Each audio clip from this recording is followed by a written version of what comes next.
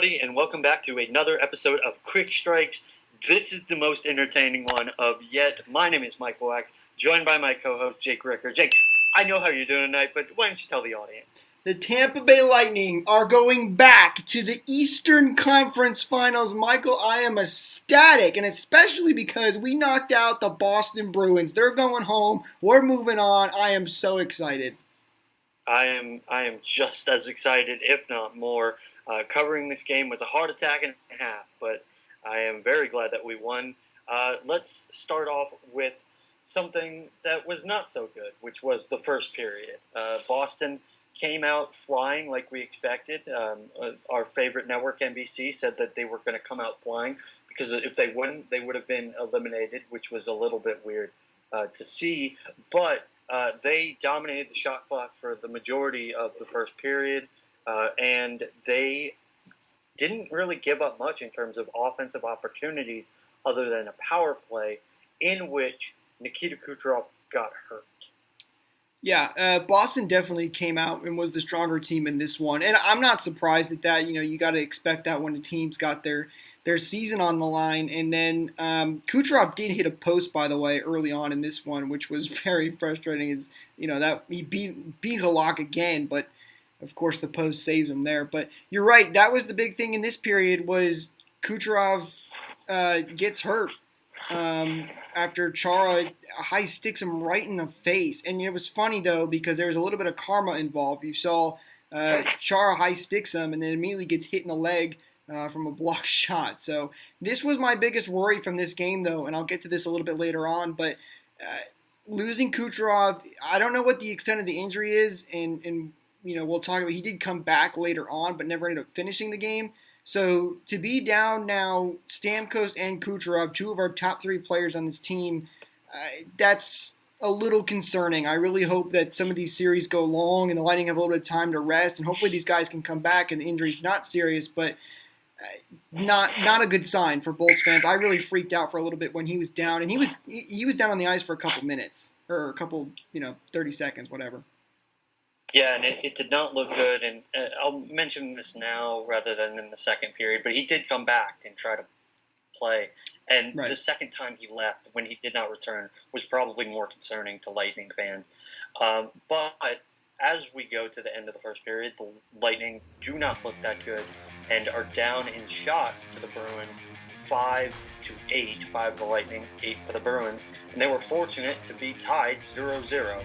But as we got to the second period, things started to pick up a little bit more. And 4:20 into the second period, Andre Palat finds another one. He has been unbelievable in these playoffs. Goals in 4 straight games. Kevin Chadkirk, I originally thought had that goal, but Palat found a way to get a stick on it, get it past Palat, who had a very good game, and give the Lightning the early lead. Yeah, Andre Palat, he's been so good. I don't know what it is that he did or what somebody said to him, but whatever it is, I hope they keep doing it because he's been on fire just constantly. I think he's got a 4-point streak at this point now, or a 4-goal streak, whatever it is. He's been playing really, really well, and I hope this continues. And we need this right now, too. So a huge shout-out to him. We're down Stamkos. We now go down Kucherov, and Palat has been the guy that stepped up. Now, obviously, Braden Point has still been at his top level, which is great. But when you have top guys go down on your team, you need some of those underrated players to step up. And Palat's been that guy. And it's been huge for us, and the Lightning benefit from it going up 1-0 in this one. Yeah, and, once we thought, the Lightning have the lead, the Bruins are going to start pressuring, and they did. Give credit to the Bruins. They were absolutely fantastic after that goal. And they drew a power play, and about 12:30 into the game, when the power play was being served by the Lightning, or should I say when the penalty was being served by the Lightning, David Pastrnak is left wide open on the left circle, and David Krejci finds him. There's nobody there, nothing Andre Vasilevsky can do, and it's a tie game, and I can't blame Vasilevsky. I just gotta ask, what are the penalty killers doing there? Yeah, this is a tough one. Obviously, a great power play from Boston to get Pastrnak that wide open. You're right, Vasi has no chance on that one. I as much frustration I have with this play here. I can't be too angry because the penalty kill, for the most part, has done a very good job overall this postseason. So, as frustrating as it was, the Lightning were already up 1-0. This is now a 1-1 game. I just gotta give credit to the Bruins here. They played it well, and they got a guy open, got that cross crease pass. Obviously, you want the Lightning penalty kill to be better there and not let Pastrnak get that wide open or potentially block that pass coming through the middle. But it's a good play by Boston, and that's what's going to happen when you get put on the penalty kill. So, credit to them. They tie this one 1-1 though. So, but the good news here for the Bolts is that they're not down 1-0 at this point. It's tied. Yeah, it is tied going into the second intermission where the Lightning were down in shots 23-13. And I don't think the shots were really indicative of the performance because it was really a back-and-forth game. The Bruins would have chances. The Lightning would have chances. As you mentioned, the Lightning hit a couple of posts. The Bruins had a couple of really good opportunities that Vasilevsky stopped. It was a really back-and-forth game for the most part, although if you looked at shots on goal, you would say that Andre Vasilevsky stole the show. But I don't think it was until the third period in overtime where Vasilevsky was truly the king.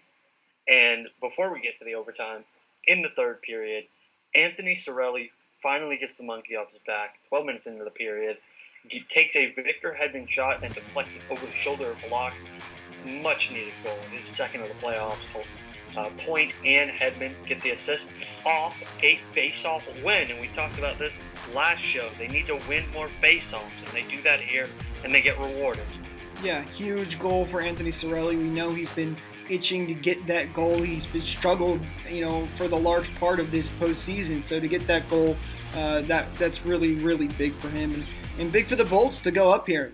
They're now up 2-1. I've said this time and time again, but the Lightning have done such a good job at responding to when the Bruins would score or start to become the better team in this one. So, and even this was a period later after the Bruins had scored that goal, but they came out and they started well. This was a period where you're starting to think, okay, who's going to be the one that kind of takes over here and potentially wins this game? And the Lightning did that early. So, great job by them. Great job by Cirelli. Hopefully now that he's got this monkey off his back, though, he can continue what he did in tonight's game. Yeah, I really hope he does because he is one of the Lightning's more valuable players with Stamkos and Kucherov out, and potentially if Gord starts to flare up again with his injury from last game, McDonough, we're losing some key pieces, and other key pieces are going to have to step up, and we're seeing that with Palat, and Cirelli is another guy that's going to have to too. But unfortunately, I may have jinxed the win in regulation. I do apologize. With about 3 minutes left, I said, can the Lightning do it? About 30 seconds later, the Bruins tied it off of one of the weirdest plays I've seen in these playoffs. Zdeno Chara sends one towards the net. It hits two different people, and Cedric Paquette has his stick broken in a way that I didn't see during any of the replays. I don't know how it got broken, but David Krejci's right there. Playoff Krejci has been very, very good for the Bruins, and he just taps it by Vasilevsky.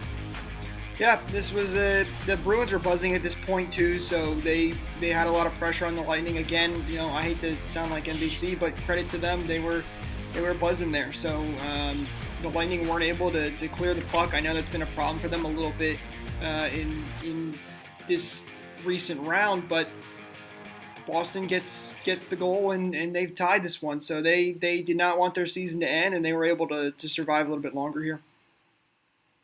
Yes, they were. And at the end of the third period, with the Lightning going to yet another overtime, Boston held a commanding shot advantage with 35 shots to the Lightning's 21. So again, if you look at the shot total, you go, well, Vasilevsky must be just having a whale of a game, and the Lightning must be just doing terrible otherwise. And you know what? You're sort of right in that third period, but it got a lot worse in overtime. In overtime, the shots were 11-7, and because of Vasilevsky, nobody scored. Yeah, Vasi was huge in this. He constantly made some big saves, and I don't remember what period it was specifically, but there was a couple of shots the Bruins had where Vasi lost his stick behind the net, and then on a rebound, the Bruins came out in front and put it, and Vasi was able to, he kind of had to move around one guy that was screening him and made another great save. So there was some top-notch saves from Vasi in this one, and he definitely gave the Bolts a chance to win this game. He was huge, and he's been so consistent for the Bolts too. I know he's been overshadowed a little bit in these playoffs, but his consistency has been a huge key for the Bolts and why they've done so well this postseason. The big shout out to him. He's been so well. Yeah, big shout out to him. And at the end of overtime, the shots were 46 for the Bruins, 28 for the Lightning. So, really concerning that they were at 7 shots a period, through 4 periods. It was really disheartening to see. Luckily, somebody might have smartened them up, because they came out in the second overtime and were unbelievable.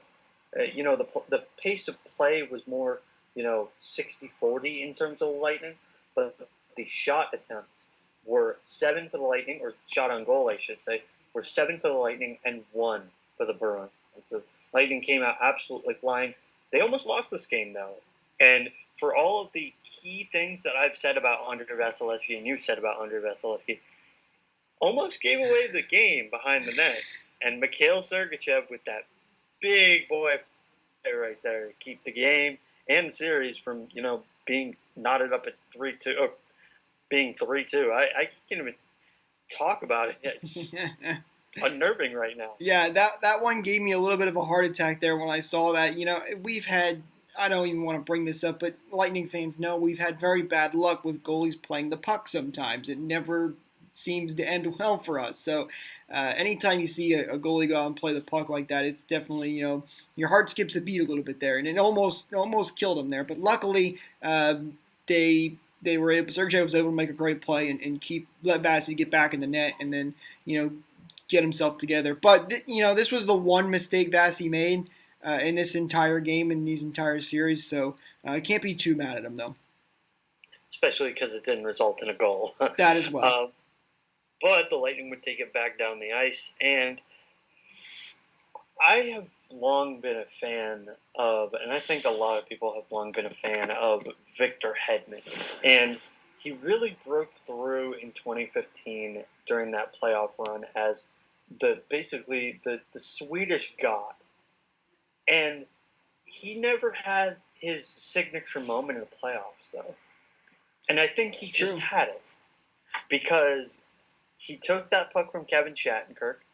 He said, full credit to Patrick Maroon for getting me a screen in front. And he just blasted it home for the overtime and the series winner. Victor Hedman is amazing, and I think sometimes we take him for granted. Yeah, Victor Hedman is, he's not a guy that's always on the score sheet, kind of like you mentioned a little bit there, but he's so consistent. He's so good at playing top line minutes and doesn't make a lot of mistakes. That's what makes Victor Hedman such a good defenseman. There's other defensemen on there that are often up for the Norris and usually end up winning the Norris over Victor Hedman because they score more goals, they get more points, they're more involved with plays. But Victor Hedman is such a consistent guy, and that's what makes him, in my eyes, the best defenseman in the NHL. And I'm so happy he got this goal. It was a great play by Hedman to jump up on that play and take that shot with Maroon in front of the net. So credit to him. It was a good shot, good screen, and the puck bounced off of Halak and went in. It was a huge sigh of relief for Lightning fans. So, and they now obviously get to move on here. Huge sigh of relief. We don't have the opponent right now for the Lightning. So, keep an eye out for the Philadelphia Flyers versus New York Islanders series. However, we need to talk about one thing before we get to our positives and negatives. And we had a conversation about this in our little group. Cedric Paquette had a very questionable hit, at least in my opinion, on Charlie McAvoy. And there were a lot of people saying, well, McAvoy, he turned on the hit and Paquette didn't really have a choice. But Paquette has routinely put himself in these situations. I don't know what Cooper is supposed to do to send a message to him other than, and I hate bringing this up every time, but, take him out of lineup and say, this is not acceptable. Yeah, listen, I don't think this was a dirty hit. Like, if you compare this hit to the hit on Gord in the last game, I think it's completely different. However, it's not a good hit. No matter anytime there's an injury on a play, it's something you don't want to see and is a little bit concerning. So I think people are right, though. I think McAvoy, it looked like he slipped a little bit or something, and he kind of went down really low, and then so by the time Paquette got over to him and was ready to make that hit, and remember, we're thinking about this in real time. These players are flying at top speed, so I think McAvoy kind of, he got down a little bit. Paquette comes over there, makes the hit, and it ends up being a lot worse than it would have been if he was, standing upright, for example. So I don't think this was intentional. I don't think it was a penalty worthy, which he didn't get a penalty for, by the way. But Paquette, we mentioned this in our chat.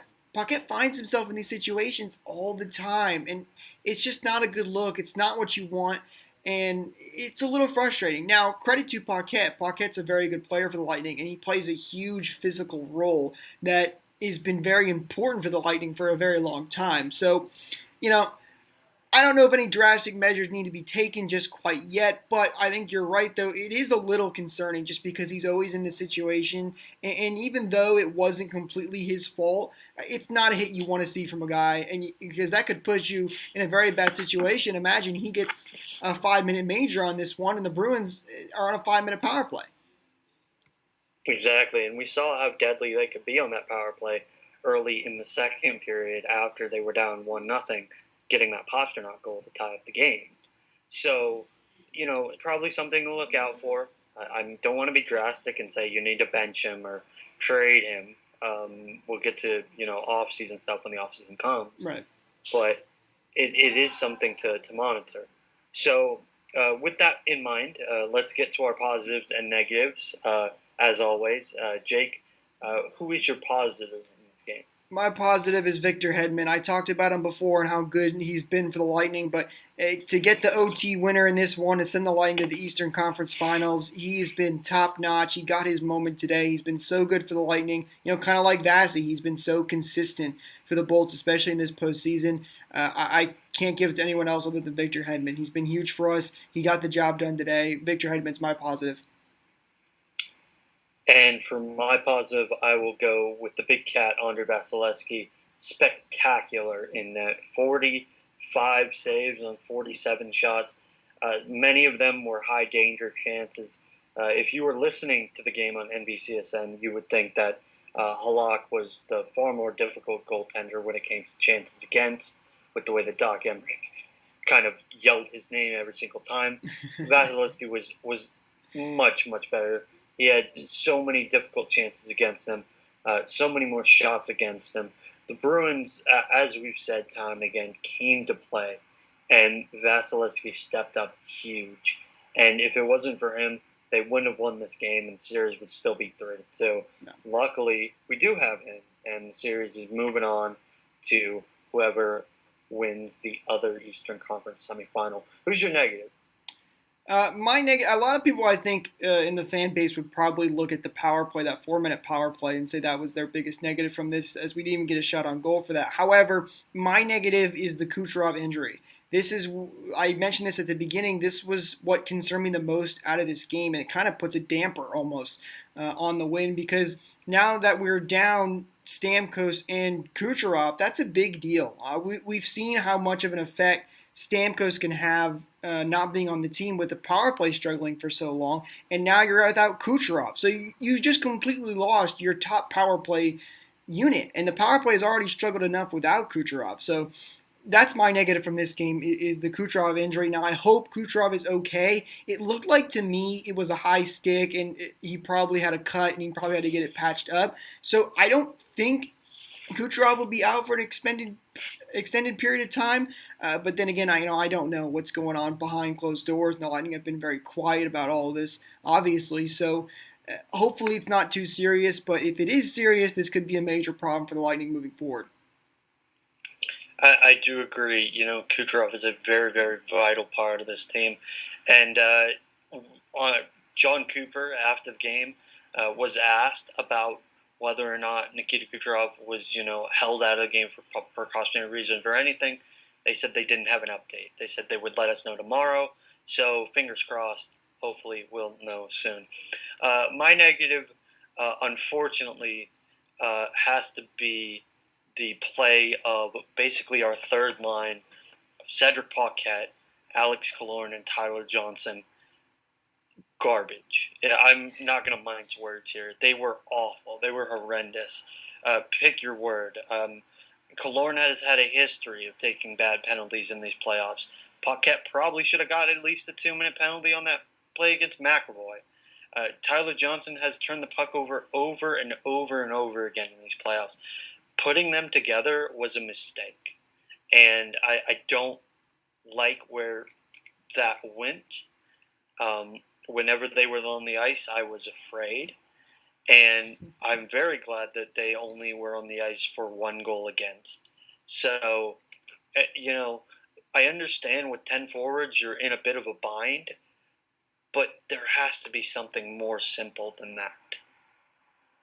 Yeah, it was definitely not that line's best game, but at the end of the day, I think Cooper will make these changes and probably notice that. And also keep in mind, like you mentioned, we are down to 10 forwards, so there probably had to be some changes that Cooper normally wouldn't have made. So we'll have to see how things play out in these next couple of days. When Cooch comes back, that line probably ends up changing. If Stamkos comes back, that line probably ends up changing a lot. So hopefully it's not something that ends up hurting us in the future here as we move into the Eastern Conference Finals, but only time will tell. Exactly. Only time will tell. And a couple of reporters after the game were mentioning the fact that the Lightning will not travel tomorrow. They are still figuring out when to go to the Edmonton bubble, switch from Toronto to Edmonton. And from Elliot Friedman, he says there is a scenario where the Eastern Conference Finals will actually begin in Toronto if New York, clinches tomorrow and the Western Series both continue. So there's a chance that they could play 2 or 1 game in the Toronto bubble before traveling to Edmonton. That would be very strange. Yeah, that's interesting news. I know the NHL is looking to finish this as quickly as possible, which is why they're doing this unprecedented thing of starting series extremely early. So I guess we'll have to wait and see how these series play out here and how they end. We got Dallas and Colorado going right now, in which Dallas is up 3-1, although I don't believe Dallas is going to be able to come back in this game. We'll see. But it's going to be interesting to see how things play out. And, if you think about it, too, kind of thinking ahead, if the Lightning start their Eastern Conference Final Series early and then they end up finishing early again, they're going to have a long time off before a potential Stanley Cup Finals. And that goes for whoever ends up playing the Lightning as well. So it'll be interesting to see if that ends up being a huge effect. I don't know. Also, these series could end within a couple of days, and we could be starting the Eastern Conference Finals almost as normal. So the Lightning will have to travel, though, that's for sure. Whether it's a couple of days after the Eastern Conference Finals or whether it's when the Eastern Conference Finals first start. So hopefully the Lightning will have at least a couple of days here to rest and hopefully get some of our guys back. Yeah, hopefully, and keep an eye out on our channel for our Eastern Conference Finals preview whenever the Islanders or Flyers decide to end the series, and we'll figure out who we're going to play. But for now, Lightning fans, please take it easy for the next couple of days. Both OTs were very, very gut-wrenching. Very glad that the Lightning came out on top. But, Jake, do you have anything else for us? Nope. Hey, I'm happy we ended it. We're moving on to the Eastern Conference Finals. I can't wait. So looking forward to this. This team is special. We've got a chance here.